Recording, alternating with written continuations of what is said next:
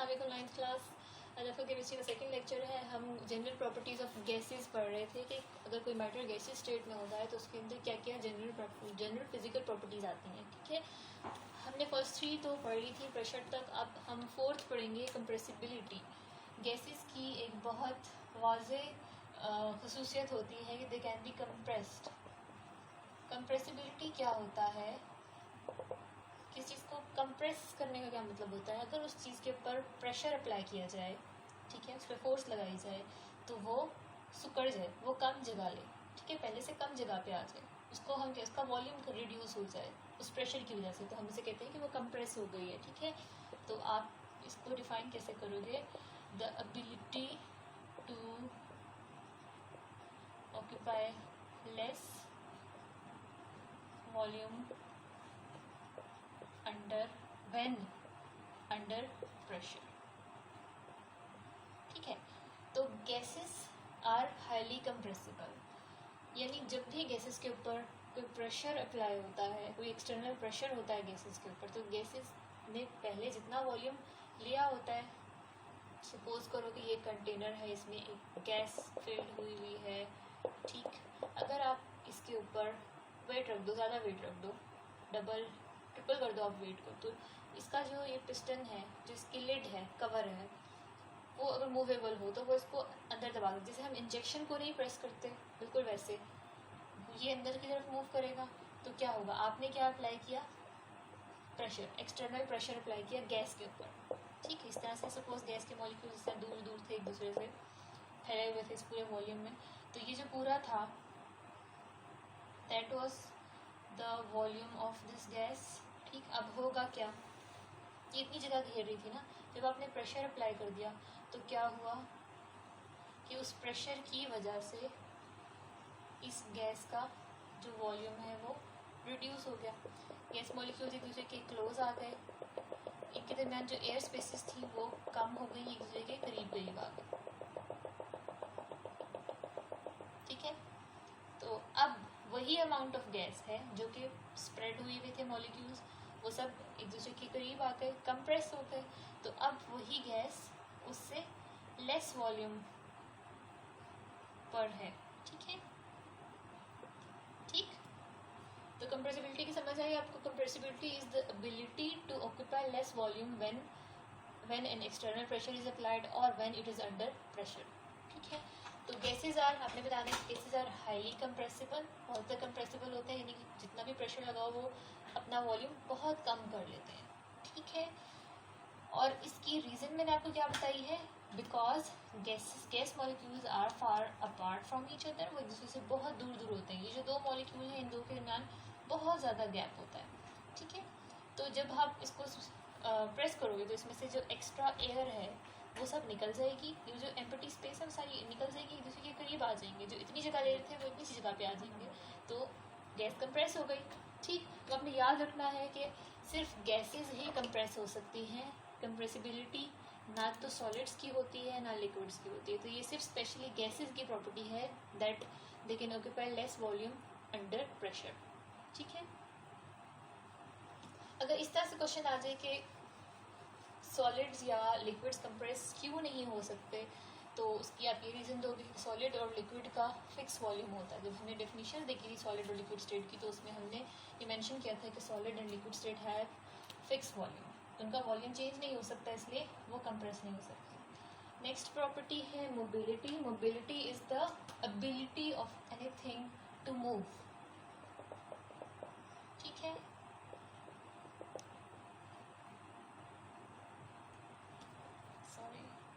Ability to move.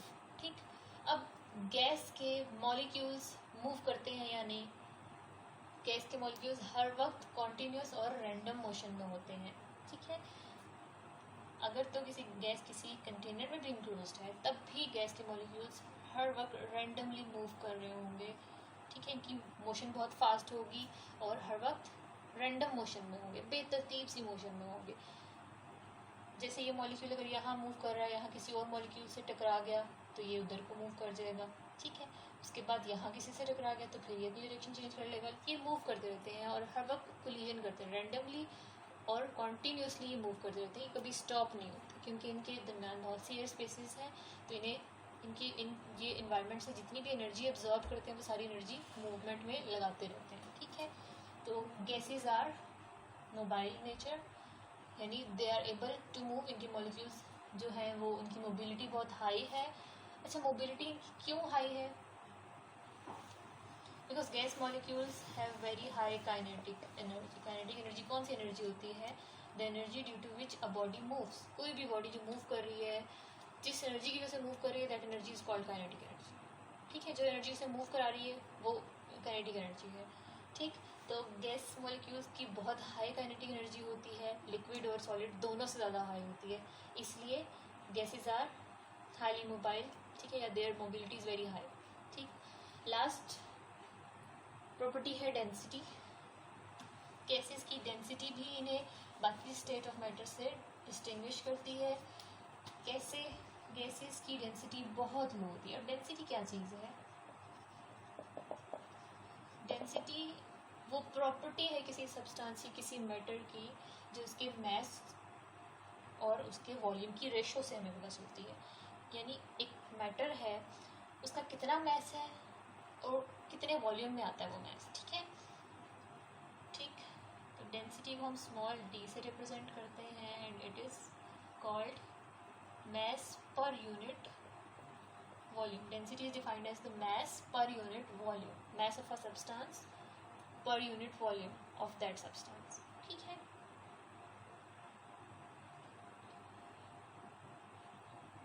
अब हम इसके यूनिट देखते हैं, जैसे हमने प्रेशर के भी यूनिट देखे थे। तो आपने याद रखना है कि लिक्विड्स और सॉलिड्स के लिए, क्योंकि उनकी डेंसिटी हाई होती है, तो उनके लिए यूनिट डिफरेंट है, ठीक है। और गैसेस की डेंसिटी बहुत लो होती है। क्यों? इसकी भी यही रीज़न है क्योंकि इनके जो मॉलिक्यूल्स हैं वो एक दूसरे से बहुत दूर होते हैं। सपोज़ अगर हम इतना सा वॉल्यूम कंसिडर कर रहे हैं, तो इतने बड़े वॉल्यूम में, इतने लार्ज वॉल्यूम में जस्ट थोड़े से मॉलिक्यूल्स आ रहे हैं, जबकि अगर यहाँ पे लिक्विड होता तो ये सारी जगह, ये सारा एरिया इतने थोड़े से वॉल्यूम में, थोड़ी सी स्पेस में बहुत ज़्यादा मॉलिक्यूल्स आ जाते हैं लिक्विड, क्योंकि लिक्विड के मॉलिक्यूल्स एक दूसरे से बहुत क्लोज होते हैं, ठीक है। लेकिन गैस मॉलिक्यूल्स से बहुत फार अपार्ट होते हैं, तो इसलिए वो बहुत सारा वॉल्यूम ऑक्यूपाई करते हैं, उसके अंदर बहुत ज़्यादा एम्प्टी स्पेसेस होती हैं, तो इसलिए बहुत थोड़ा सा मैस, गैस का बहुत थोड़ा सा मैस बहुत ज़्यादा वॉल्यूम ऑक्यूपाई करता है, ठीक है। तो डेंसिटी इसकी लो कैसे हो गई? अब देखिए, हम इसका रिलेशनशिप यहाँ से देखते हैं, जो मैथमेटिकल एक्सप्रेशन है इसे देखते हैं। Density is directly proportional to mass. जिस चीज़ का मैस ज़्यादा होगा उसकी डेंसिटी भी ज़्यादा होनी चाहिए, ठीक है। लेकिन वॉल्यूम के साथ इसका इन्वर्स रिलेशन बन रहा है ना, वॉल्यूम डिनोमिनेटर में है, न्यूमरेटर में है, ठीक है। तो गैस का क्योंकि वॉल्यूम बहुत ज़्यादा होता है, तो डेंसिटी उसकी लो हो जानी चाहिए, ठीक। तो डेंसिटी के यूनिट्स आपने याद रखने हैं, ये बहुत इंपॉर्टेंट एमसीक्यू है। गैसेस की डेंसिटी का यूनिट पूछा जाता है एमसीक्यूज़ में, और बार बार ये एमसीक्यू रिपीट होता है बोर्ड में। तो आपने याद रखना है कि नॉर्मली लिक्विड और सॉलिड्स जिनकी डेंसिटी हाई होती है देन गैसेस, तो उनके लिए जो नॉर्मली यूनिट यूज़ होता है दैट इज़ ग्राम पर cm क्यूब, यानी मैस हम लेते हैं ग्राम्स में और वॉल्यूम लेते हैं cm क्यूब में। 1 cm का एक क्यूब होगा, ठीक है। ये 1 सेंटीमीटर हो गया, ये 1 सेंटीमीटर उसकी हाइट हो गई, उसकी विड्थ हो गई और उसकी लेंथ भी हो गई, ठीक है, 3D में, 3 डायरेक्शन में। तो इस तरह से एक क्यूब होगा,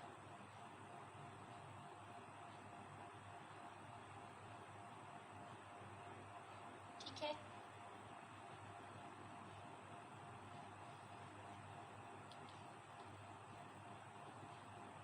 one centimetre length, width and height का एक क्यूब हो और उसके अंदर कितना मैस आ रहा है, इस तरह से हम मेजर करते हैं लिक्विड सॉलिड्स को। लेकिन गैसेस के केस में, क्योंकि 1 cm इतने छोटे से क्यूब में, इतने छोटे से वॉल्यूम में, इतनी छोटी सी स्पेस में, गैसेस के तो बहुत ही थोड़े मॉलिक्यूल्स आते हैं। सपोज करो कि इतने से आ रहे हैं अगर, ठीक है, सॉलिड और लिक्विड के कंपैरिजन में, तो वो तो बहुत स्मॉल वैल्यू आती है। तो गैसेस की डेंसिटी बहुत लो है और वॉल्यूम बहुत ज़्यादा हाई है, तो इसलिए हम गैसेस के लिए ये यूनिट यूज़ नहीं कर सकते, ये अप्रोप्रिएट नहीं है इनके लिए, बहुत स्मॉल वैल्यूज़ आती हैं, तो इसके लिए हम जो यूनिट यूज़ करते हैं, दैट इज़ ग्राम पर डेसीमीटर क्यूब। और जो डेसीमीटर क्यूब होता है ये ऑलमोस्ट एक 1 लीटर के equal, decimetre is equal to 1 litre. ठीक, तो ये जो 1 सेंटीमीटर का था इसकी बजाय यहाँ पे 10 टाइम्स ग्रेटर यूनिट कर देंगे डेसीमीटर, इसको 10 टाइम्स बड़ा कर दें इस क्यूब को, तो उस वॉल्यूम में इसका ग्राम, इसका मैस मेजर किया जाता है। सेम मैस लेकिन वॉल्यूम डिफरेंट है। ठीक, अब आपकी बुक में मेंशन है कि गैसेस की डेंसिटी, एक इंफॉर्मेशन है कि गैसेस की डेंसिटी सॉलिड से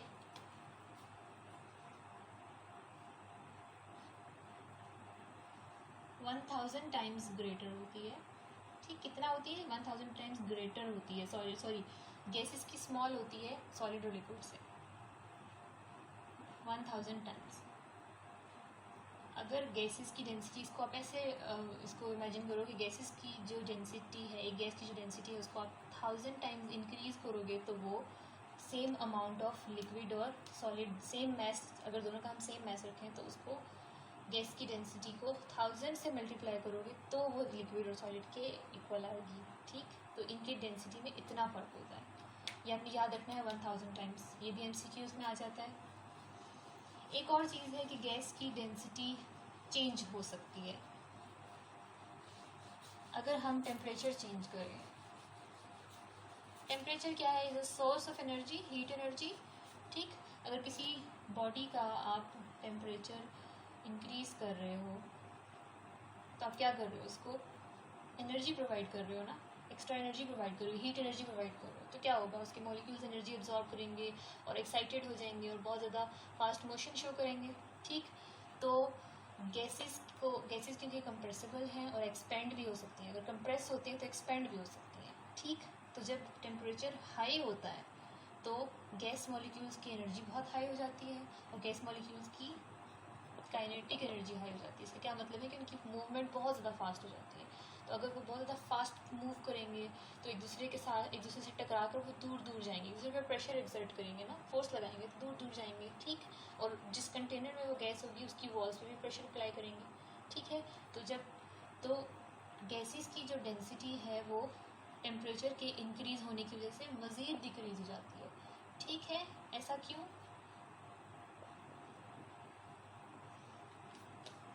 इसका जो रिलेशनशिप है वो इन्वर्स है। अगर आप टेम्परेचर इंक्रीज करोगे तो गैस की डेंसिटी और डिक्रीज हो जाएगी, अगर आप टेम्परेचर डिक्रीज करोगे तो गैस की डेंसिटी इंक्रीज होगी, क्योंकि गैस के मॉलिक्यूल्स में एनर्जी कम होगी, एक दूसरे के करीब करीब रहेंगे। तो ज़्यादा मॉलिक्यूल्स एक स्मॉल वॉल्यूम में आ रहे हैं तो इसका मतलब है डेंसिटी इंक्रीज हो रही है। ठीक है,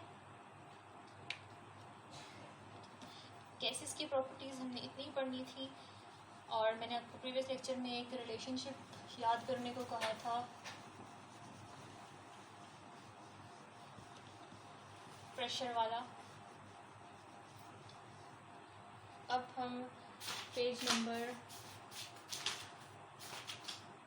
94 पर मूव करें। पेज नंबर 94, इसमें न्यूमेरिकल प्रॉब्लम्स हैं, ये हम साथ साथ करेंगे, जो भी टॉपिक पढ़ेंगे उसके साथ साथ न्यूमेरिकल सॉल्व करेंगे। जो न्यूमेरिकल नंबर 1 है, कन्वर्ट द फॉलोइंग यूनिट्स, इसके A, B, C and D parts हैं। मैं आपको एक सॉल्व करके बताऊंगी और फिर बाकी आप खुद करेंगे क्योंकि सबका मेथड सेम है और ये आप मुझे कल चेक कराएंगे, ये आपका टास्क है। पार्ट 1 में दिखा रही हूँ आपको सॉल्व करके। 850 मिलीमीटर मर्करी को मैंने ATM में कन्वर्ट करना है। प्रेशर के यूनिट्स याद करें कौन से थे?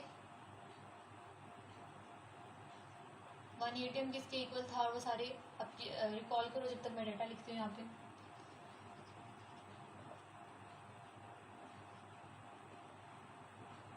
प्रेशर इन mmHg हमें गिवन है, that is 850 millimetres of mercury. ठीक है, इसको हमने कन्वर्ट करना है प्रेशर इन ATM, यानी इसका ये यूनिट चेंज करना है। अगर हम ये यूनिट चेंज करें, यही अमाउंट है प्रेशर की, इसको हम ATM में एटमॉस्फेयर प्रेशर में कन्वर्ट कर दें तो कितनी वैल्यू आनी चाहिए वो हमने फाइंड करना है यहाँ पे। ठीक है, ठीक, अब मुझे फॉर्मूला बताएं क्या था इसका, फॉर्मूला या रिलेशनशिप क्या था जो हमने प्रीवियस लेक्चर में देखा था, जो यहाँ पे यूज़ होगा।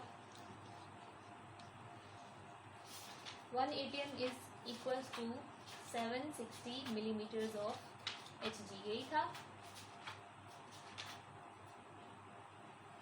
जी. As we know, 1 ATM, 1 atmospheric pressure is equal to 760 millimeters of mercury. अब हमें ये रिलेशनशिप तो पता है, अब हम इसको इस फॉर्म में कैसे लेकर आए. हमें तो ये फाइंड करना है, ये साइड फाइंड करनी है ना हमने, कितने ATMs होंगे. ठीक, अब ये यूनिट को आप स्किप कर दें, यूनिट को हम नहीं छेड़ेंगे. आप बस इतना सोचें कि हम ये वाला, इसका जो कोफिशिएंट है ये छेड़ेंगे. ठीक है, इसको चेंज करेंगे. हमें चाहिए अगर 760 millimetres of Hg 1 atmospheric pressure के इक्वल होते हैं तो 850 कितने होंगे, 850 मिलीमीटर Hg कितने एटमॉस्फेरिक प्रेशर के इक्वल होंगे, हमने ये फाइंड करना है. ठीक है, तो यहाँ पे हमें चाहिए 850, तो फिर हम देखेंगे इक्वल के उधर क्या आता है. अगर यहाँ 850 हो तो इक्वल के इधर क्या आना चाहिए, कितने एटमॉस्फेरिक प्रेशर के वो इक्वल होगा. तो यहाँ पे हमें क्या रिक्वायर्ड है, 850. ठीक है, तो हम यहाँ पे 850 कैसे करें. यहाँ पे जो भी टर्म है हमें यहाँ अपनी वैल्यू पुट करनी है ना जो हमें गिवन है. तो यहाँ पे जो भी टर्म है हम उसको इक्वल की दूसरी साइड भेज देंगे. यहाँ ये जगह खाली हो जाएगी और फिर हम 850 इंट्रोड्यूस करा सकते हैं यहाँ पे. ठीक है, तो मैं इसको इक्वल के इस साइड भेज देती हूँ. तो क्या होगा, 760, यहाँ पे क्या हो रहा था, 760 मल्टीप्लाई हो रहा था. ठीक, और यहाँ क्या था, 1 ATM था. सही, और यहाँ क्या रह गया, 1 रह गया ना. यहाँ से 760 गया तो 760 इंटू 1 वापस आ जाएगा तो 760 हो जाएगा. ठीक, तो यहाँ पर हो गया 760, यहाँ पे मल्टीप्लाई हो रहा था, हमने इसको यहाँ भेजा तो ये ऑपोजिट हो जाएगा, इन्वर्स हो जाएगा. यहाँ पर ये क्या हो जाएगा, डिवाइड हो जाएगा. ठीक है, 1/760 इंटू 1 ATM. ठीक, हम ऐसे भी लिख सकते हैं, 1 ATM के नीचे डायरेक्ट 760 लिखते हैं. ठीक है, ये समझ आया. अब हमारे पास ये सिर्फ कंडीशन बनी है, सूटेबल कंडीशन, यानी इस जगह पे 1 की जगह पे हम 850 इंट्रोड्यूस करा सकते हैं. जैसे हम मैथ्स में किसी कोएन में कोई नई चीज़ इंट्रोड्यूस कराना चाहें तो हम क्या करते हैं, हम वो चीज़ पूरी कोएन से मल्टीप्लाई कर देते हैं. यहाँ भी आ जाएगी, यहाँ भी आ जाएगी. ठीक है, तो आप क्या करोगे, by multiplying 850 on both sides. ठीक है, तो वी गेट 850, यहाँ भी मल्टीप्लाई हो जाएगा तो ये हो जाएगा 850 इंटू 1/760 एटमॉस्फेयर प्रेशर. और यहाँ पे क्या आएगा, 850 इंटू 1 मिलीमीटर्स ऑफ Hg. ठीक, अब यहाँ आ गया ना जो हमें चाहिए था, it is 850 millimetres of Hg. ये वाली साइड इसके इक्वल हो गई है. तो अब इसके इक्वल के इस तरफ, यानी एटमॉस्फेरिक प्रेशर में जो भी वैल्यू आएगी, ये चीज़ उसके ये millimetre 850 millimetre of Hg atmospheric pressure में कन्वर्ट हो गए. ठीक है, अब हम इसको सॉल्व करेंगे कैलकुलेटर से, इसको डिवाइड करेंगे तो हमारे पास आंसर आएगा. आप लोग आंसर देख के आप लोग आंसर सॉल्व कीजिएगा खुद, और इसका आंसर मुझे आप लिखवाएंगे. ठीक है, बस इसको डिवाइड करेंगे तो आंसर आ जाएगा, लेकिन आंसर मुझे आप लोग खुद बताएंगे. ये आपका टास्क है. ये चारों न्यूमेरिकल्स आपने खुद करने हैं. Part A, B and D बिल्कुल सेम है जैसे मैंने अभी कराया है. आपने सिर्फ ये रिलेशनशिप लिखना है उठाकर, किन दो को आपने कंपेयर करना होगा. यहाँ पे एटमॉस्फेरिक प्रेशर और मिलीमीटर्स ऑफ Hg की कन्वर्जन थी तो मैंने इन दोनों को लिख दिया. लेकिन अगर आपके पास आता है पास्कल्स टू एटमॉस्फेरिक प्रेशर तो आप क्या करोगे, जो भी आपको जो मैंने कल इक्वेशन लिखवाई थी ना जिसमें पास्कल, ATM और सारे यूनिट्स इसके इक्वल थे. ठीक है, टॉर भी था, मिलीमीटर्स ऑफ Hg भी था, न्यूटन पर मीटर स्क्वायर भी था, वो सब वो भी उस रिलेशनशिप में से ये दो पिक करोगे, जो भी आपको दो चाहिए वो दो पिक करके यहाँ लिख दोगे, दूसरे के इक्वल कर दोगे. फिर देखोगे आपको रिक्वायर्ड क्या है, और बिल्कुल इसी तरीके से आप जो भी टर्म यहाँ पे दी होगी उसको इंट्रोड्यूस कराओगे और फिर कैलकुलेटर से सॉल्व करके आंसर आ जाएगा. तो ये 4 न्यूमेरिकल्स आपने कल करने हैं, इसका भी आंसर मुझे बताना है. रिटन मैं देखूंगी और पेपर के ऊपर आपने अपना नाम लिख कर देना है मुझे. ठीक है, ठीक. और जो C न्यूमेरिकल है, C न्यूमेरिकल थोड़ा सा डिफरेंट है. उसमें क्या है कि आपने मिलीमीटर्स ऑफ Hg की बजाय आंसर को सेंटीमीटर्स ऑफ Hg में शो करना है। तो आप क्या करोगे, पहले आप बिल्कुल ऐसे ही करोगे, मिलीमीटर्स ऑफ एचजी में ही आंसर फाइंड करोगे जैसे हम कर रहे हैं इसमें, ठीक है। तो मिलीमीटर्स ऑफ एचजी में आपने आंसर निकाल लिया, तो आंसर न्यूमेरिकल सी में आंसर को जब आप 100 से डिवाइड करोगे तो वो ऑटोमेटिकली मिलीमीटर से सेंटीमीटर ऑफ एचजी में कन्वर्ट हो जाएगा, ठीक है। तो इसमें कंफ्यूज नहीं होना, मिलीमीटर ऑफ एचजी में ही आंसर निकालो और फिर उसको 100 से डिवाइड करो तो वो सेंटीमीटर ऑफ एचजी में कन्वर्ट हो जाएगा, ठीक। तो ये चारों पार्ट आपने करने हैं कल। ओके, अल्लाह हाफिज़।